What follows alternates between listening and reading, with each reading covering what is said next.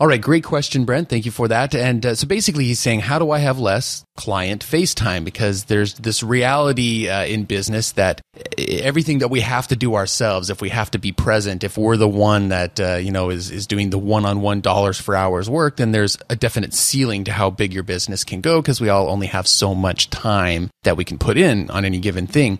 So that's a wise thing to be asking. It's like, look, business is going great. We've got lots of clients. Yes, I love having the face time with them, but I'm seeing that if I want to grow to the next level, I need to actually have less face time if I can and find other systems to make that happen. So here's our recommendation. It's going to be a 3-step process. It was basically going to be to streamline it, to automate it, and then to outsource it. So let's go ahead and delve into each of those 3 just a little bit. So first, streamline. And the place to start here is that you need to create a procedure that outlines your entire process. It sounds like you have a great process of some kind of like career counseling maybe or something like that. But, so I'm sure, from the moment that somebody's a prospect and, when they sign up all the way till, you get to the result that they want, there's some process that happens. And hopefully if you don't, somewhere you may have some semblance of this, or if not, sit down and do it or flesh it out even more. Hey, whether this is a document, a mind map, a step-by-step checklist of like, here's everything that needs to happen with that person to deliver the service that we've promised and to have a happy customer. And that'll allow you then to go through the rest of the streamline, automate, and outsource because you'll have it all in front of you to look at. Once you have that all outlined, you want to go through each of the pieces of that outline and go, okay, is this piece really important? I mean, that's kind of the first part of the streamlining is this really necessary in the process? Are we just doing this because at some point it felt like it was important that we needed to do it, but really it's not something that really gets the most results? Our customers don't seem that interested in it. Can you just get rid of it altogether? Or alternately, you're looking through for like, where do I spend 20% of my time with the face time of the client and actually get 80% of the results? Like, here are the most critical places where I need to be sitting down and talking to them, and I can find another way to go about the other 80% of this FaceTime stuff that I've been doing. One idea would be to do group calls. Maybe when people first sign up, you get together with them on a webinar, teleseminar, phone call, and the first couple steps, maybe you'll be able to do with lots of clients at a time, like we do with our platinum high-end. They get direct access to us, and we do a little bit of one-on-one with them, but then we also get them together on a phone call so that we can help them all at the same time. Or you can create masterminds so that your customers are helping each other. And that's another thing that happened with our platinum, which was really awesome, is that we facilitated them. They'd come to the call with us, ask their questions, we'd give them additional training, and then we facilitated them on the in-between weeks to get together and do calls together and follow up with each other, give each other ideas, feedback, accountability. And so without us having to put the time in, they were getting exponential results and benefit out of the group, but it was them putting in the time and not us. And so those masterminds can be very, very powerful for increasing the value without you actually having to put your own time into it. Yeah, I really liked that they did that. And then we decided from now on we're going to definitely make sure that we get them started on that. And also with the group calls, or in our case, we would do a webinar. The cool thing to do that is, if somebody asks a question, number one, 5 other people have that question as well, and you can address it once. And the other thing is some people don't think to ask certain questions, or some people are a little ahead. I mean, there's all these things that happen really well with doing a webinar or group call that just helps everybody.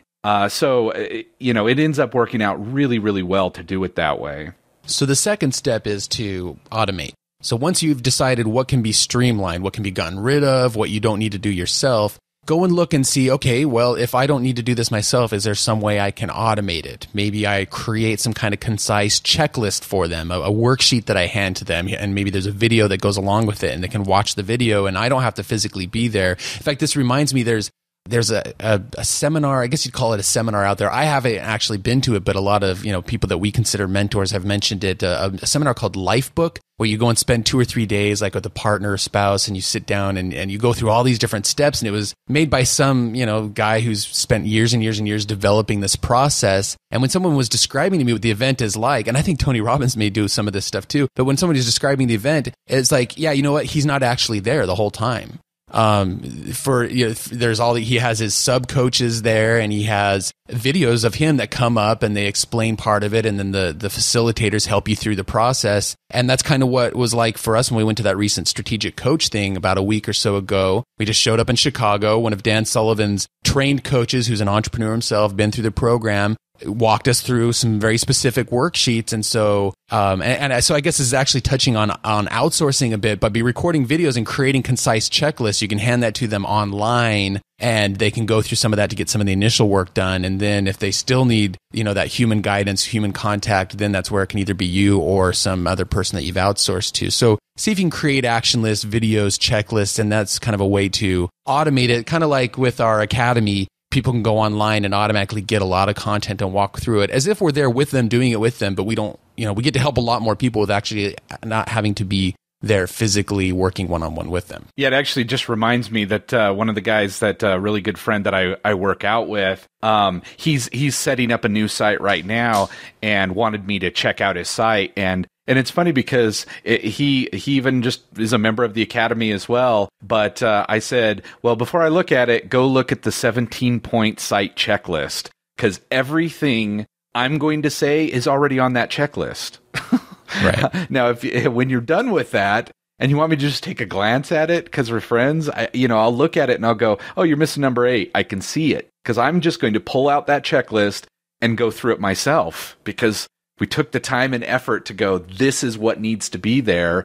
And so that I don't forget or any of that stuff. I mean, that 17-point site checklist is exactly what you need to do. But one of the other things that occurred to me about this automate part, especially if you're taking coaching students or just clients through the same process every time, is, and we kind of do it in an FAQ, but it's like record the top 10 questions that they always ask. Every single one of them are going to ask the same exact things, and make sure to have the top 10, 20, 30 already, give that to them ahead of time so that it addresses those things. And it's similar to the streamlining of, being on a recorded call. You're going to answer the same questions quite a bit.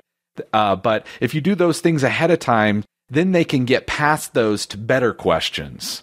And then if you're still doing the recorded calls or webinar, you can get past those things that everybody's going to ask, and they don't have to wait for those recorded calls or webinars or whatever to get to those questions. They're just always up there to help them.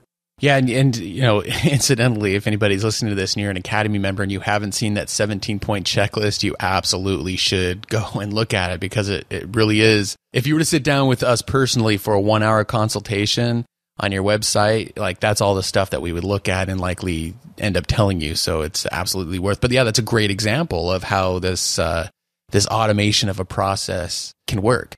And so once you've streamlined and once you've automated everything that you can, if there's still stuff that you haven't gotten off of your plate, then see if you can outsource it at that point. And then that's where you can look to people on your staff. You can, if you don't have a staff, look to some of your biggest success stories and ask them, hey, how would you like to help people do the things that you learned with me? And maybe you can now become a trained mentor, and you'll get paid as well, and take a portion of what's made, or, so come up with some kind of solution like that, where you're bringing people on as a team. And, this is something we've thought about for Internet Business Mastery in the future, because again, there's a limit to what we can do personally to help people out. But if we were to grow a team, then, we can reach a whole lot more people, and then people can just have the access to us when it's the most important or the most critical. And, so outsourcing is the third thing that you can do to get some of that face time off of your plate. Well, and the closest thing to that we've done so far is there's several really great success stories in the Academy